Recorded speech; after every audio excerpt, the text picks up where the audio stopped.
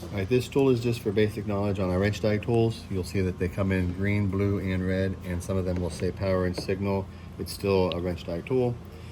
This is going to be working with the blue and the red today, show you how to crimp some of these. So on the front, you'll see on this die set, some of them will say 0.35, 0.5, or so on, and that is the millimeter squared of the wire. There's only a couple that will actually say 20 gauge, 18 gauge, 16 gauge, or so on. So on the front side, we get what slot we need to use for what size wire we're using. Our terminal slides in. Some of these have two different sides, so this piece can actually pull out and spin. So that would be for a male terminal because it's longer. This would be for a female terminal. And some of them are only good for one style terminal, and you can still pull them out and rotate them, but there's nothing on the other side, so it doesn't do anything. So I'm going to show you how to do a crimp with this first red Rennsteig tool, and it needs a seal for this terminal. So I have a 20 gauge wire with a seal, and I have the terminal already out here. So this terminal is good for 20 gauge. I'm going to put it in the 0.5 slot. I'm going to slide it in there. Oops. Try again. I'm going to set it like that. And there is a stop for my wire right on the back here. It moves up and down. You can see it a little bit. So as I put my wire in, I'm going to push it all the way to that stop. I'm going to let the seal rest right on the front here. So I will do it this way, press the seal in there, see if my wire goes anymore, and then gently squeeze. Move my hand back. This tool will have pressure, so you're going to have to move your hand back towards the bottom of the handle so you can squeeze it. If the tool doesn't have a lot of pressure, then we should double check it to make sure that it's in spec for verification of it's a good crimp or not.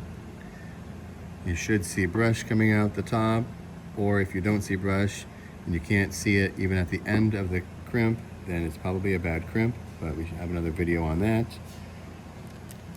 So that is that one. I'm going to use this tool right now, and I've already removed the locator because there are certain terminals in-house that we can't get the correct die set for, or we just don't have it in-house yet. So I'm going to use my same wire on the opposite end, and it is another sealed terminal. So what I'll do is I'll get my wire ready, my seal. This one is a 20 gauge, so it's going to go into the 0.5 millimeter squared slot, and I have to line it up with the crimp and with the seal crimp. So I have to make sure that it's setting in this area really good and right and square in the center, and get it to where it's holding there. And then my tool will stay because it clicks in place. And then I can slide this wire in there, push it in all the way, and finish my crimp. And if need be, sometimes the seal needs to be put in there a little bit more. And then when I'm done with this tool, what I would do is just put this locator that actually goes with this tool back on so it doesn't get lost. When this tool gets put back in place, it's all completely together.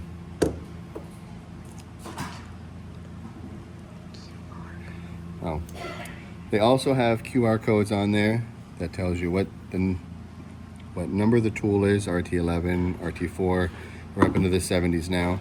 If you scan this QR code, it will take you to a Google Sheet page that tells you all the different terminals that it works with and the different size wires that it works with, and all the information to the specifications for this crimp.